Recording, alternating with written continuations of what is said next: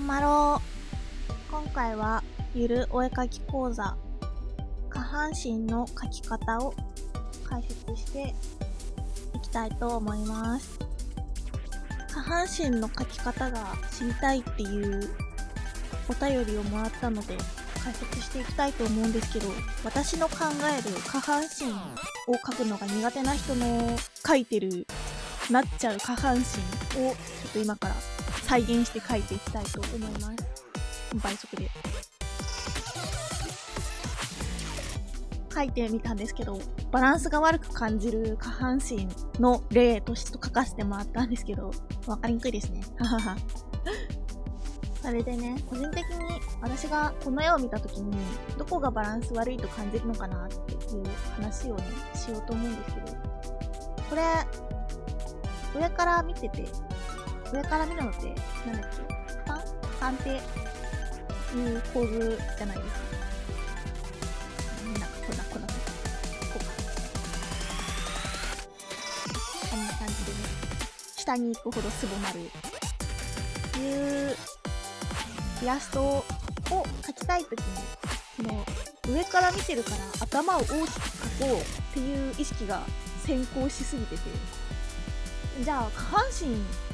はさ、下にあるからめちゃくちゃちっちゃく描けばそれでいいじゃんみたいなね感じで、お尻がね超ちっちゃい絵をねよく見かけます。これは悪くはないけど、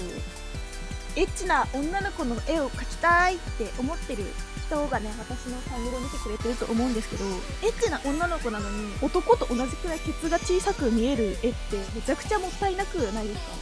かりますか？ね、お尻ちっちゃくなりすぎ現象をね、私がちょっと今回解決するための解説をしようかなと思います。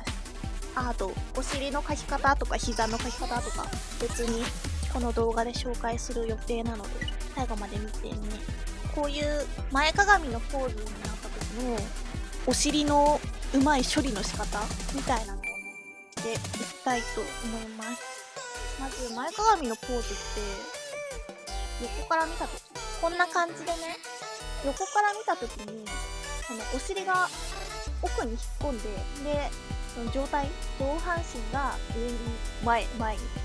前傾姿勢になって、上から見た時の奥行きだけじゃなくて横から見た時の奥行きもあるんですね。でそのことを考えないで上から見た時のポーズを描いちゃうと、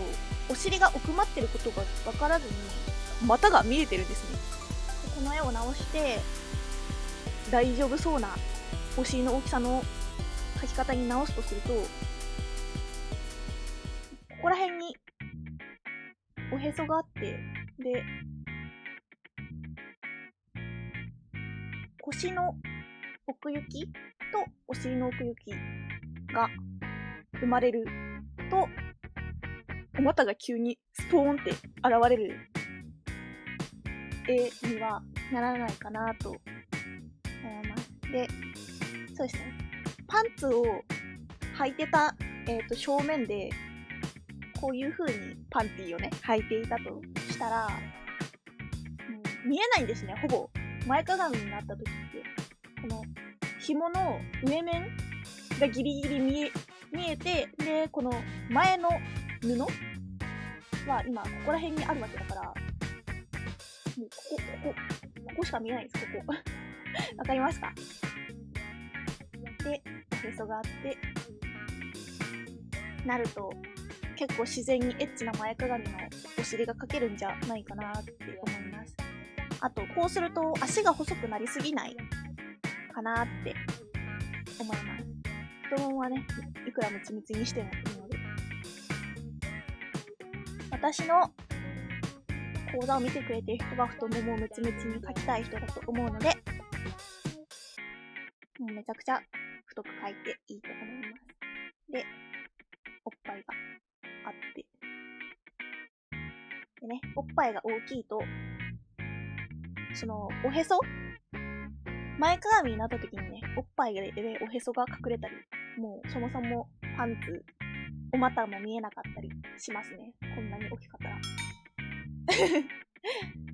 だから、前かがみになった時におっぱいが大きすぎて、パンツが見えないっていう描写も、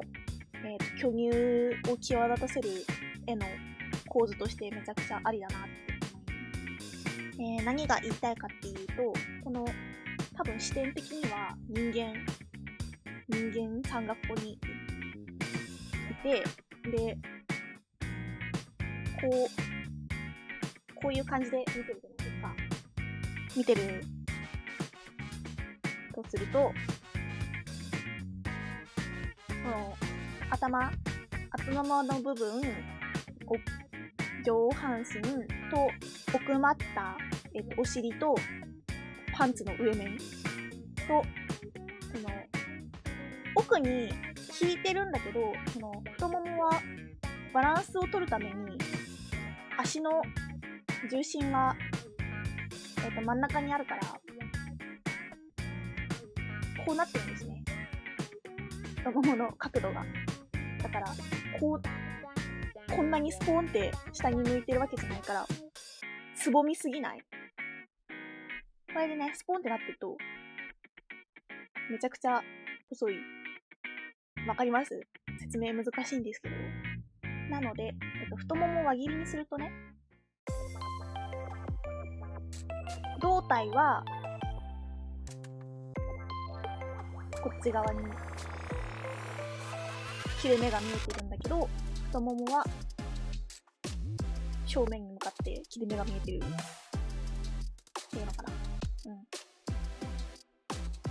説明が難しいんですけど、まあそのうちわかると思いますって感じでね、このさっき描いた前かがみのイラストを清書してみて、いい感じにします。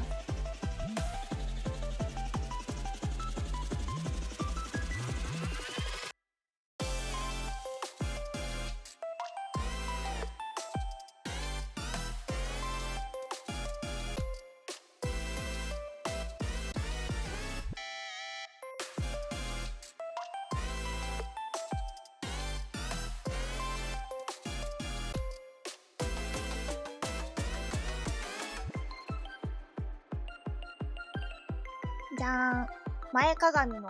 足の描き方の解説は、足と腰かの描き方の解説はこんな感じです。わかりましたか？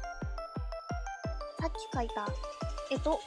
ラフと比べて下半身のしっかり感とむっちり感が増したと思うんですけど、どうでしょうか？これでね、結構エッチな前かがみのポーズが描けるかなと思います。いかがでしたか？